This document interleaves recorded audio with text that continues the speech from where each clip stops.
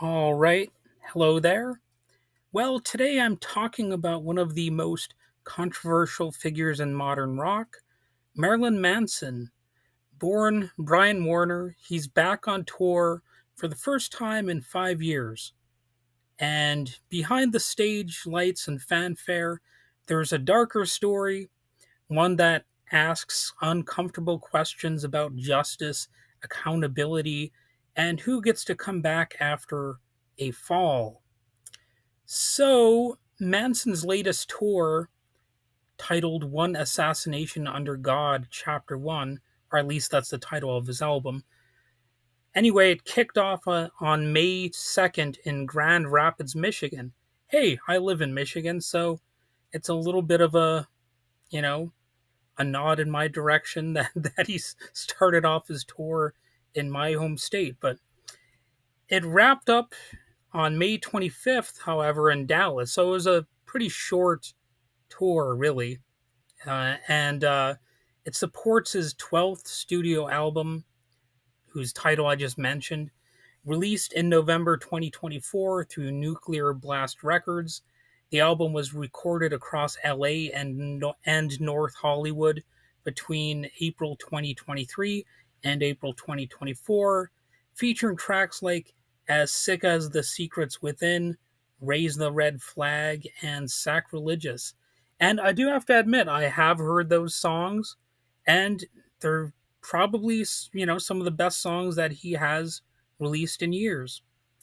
So, me saying that might already alienate some listeners. They might be like, how come you've listened to his songs or whatever? And, I've heard them. What can I say? And they're not the worst songs. So, I've got sort of a philosophy where I don't necessarily separate the art from the artist. And I know some people have a tough time with that. They want to boycott people that they disagree with or who have done something wrong or whatever. So I'm not always that quick to hop on to that, I guess, philosophical bandwagon. So this comeback follows a limited run of shows in early 2024, including headlining sets and support slots for Five Finger Death Punch. European dates are scheduled for later in 2025. I would imagine he's going to get to that soon because it's already we're already pretty much midway through 2025, so it would seem like a good idea to keep the momentum going for his tour if that's what he's trying to do. So the music isn't the whole story though, of course. There's a lot of tension because of what he was in the news for over the recent years. Manson's return comes after a 4 year investigation by the Los Angeles County District Attorney's Office. The charges: multiple allegations of sexual assault and domestic violence. In November 2025, the DA declined to prosecute, citing the statute of limitations and insufficient evidence. No charges, no trial. And, for a lot of people, that's actually enough to say, whatever. I'm shrugging my shoulders. I'm going to go back to, buying his albums or whatever, going to see him on tour. And of course, some people, they would have never boycotted him. And the the other people, they first hear an allegation and it's like instant boycott. It's sort of like one extreme or the other for a lot of people. Some people, pretty much nothing will phase them, and other people, they might go too far in the other direction where the first whispered rumor of some sort of abuse story and they're like, oh, I'm completely done with this person now. And in this case, I mean, it is kind of a factor in my mind that the DA declined to prosecute. Now, you might say, that the system's rigged, and they just fail to go after him because he's rich and influential or whatever. Or of course maybe some would say because he's a rich white musician and whatnot.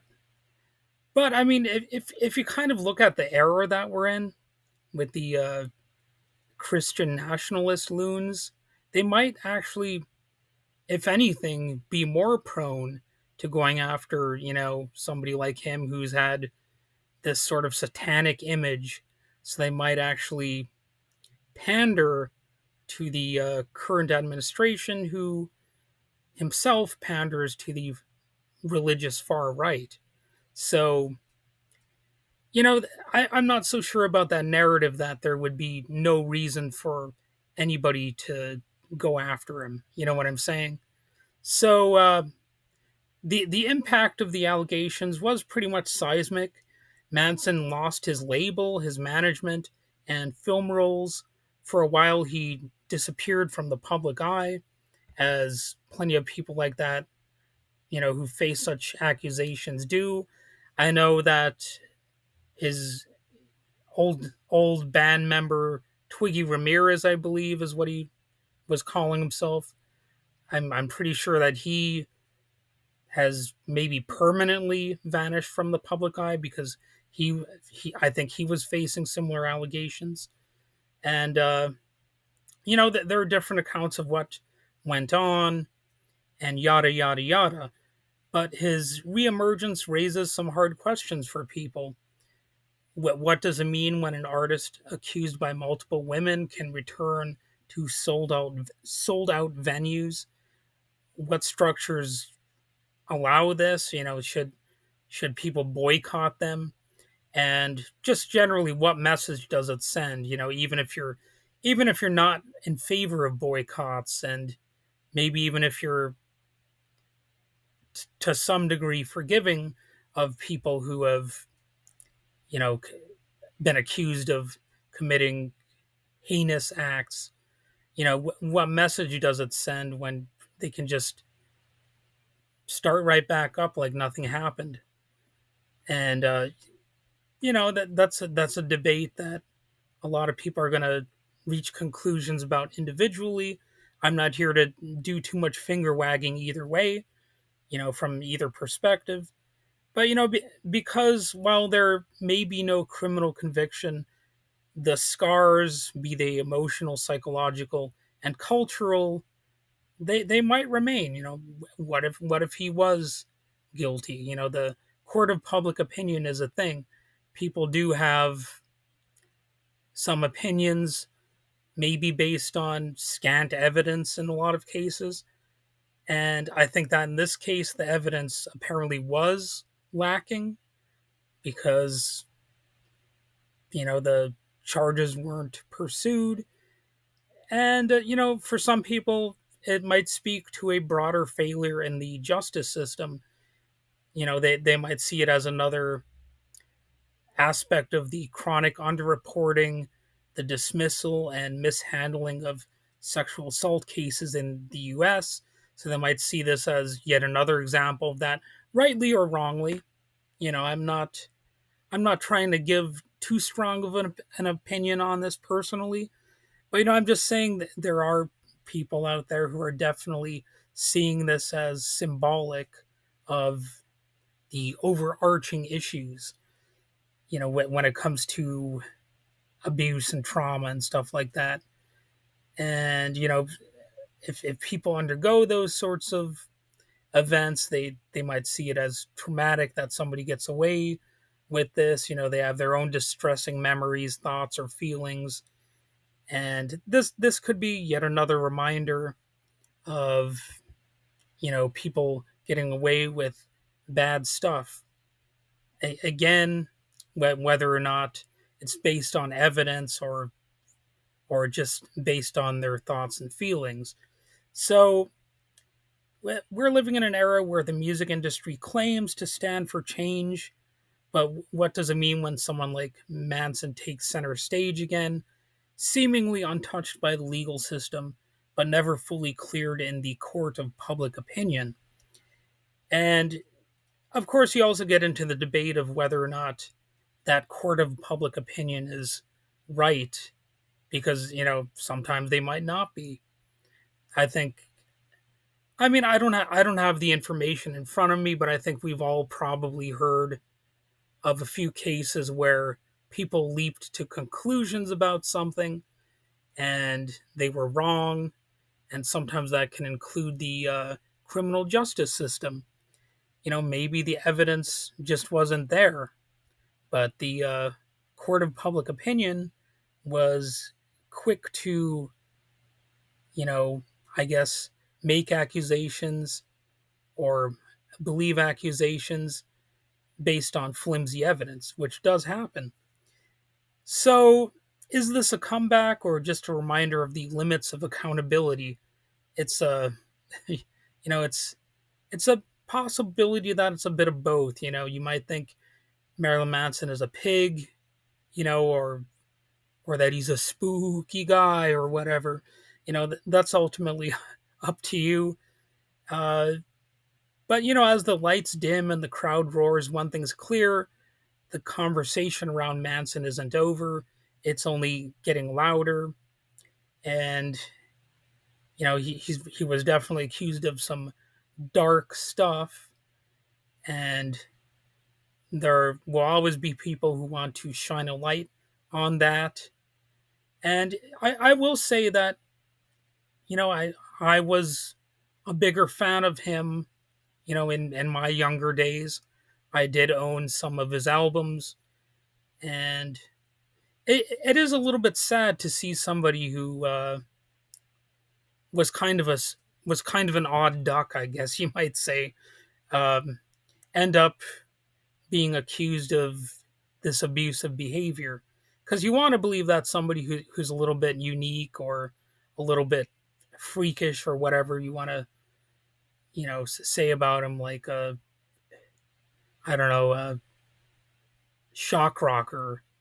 You want to believe that they can be good people and all that kind of stuff, and that maybe the stereotypes about them aren't true. But then when they end up being accused of something, it kind of makes it a little bit like the stereotypes about them probably are accurate. You know what I mean? So it can be a little bit of a disappointing thing to think that maybe these Christian conservatives were right all along, and blah blah blah.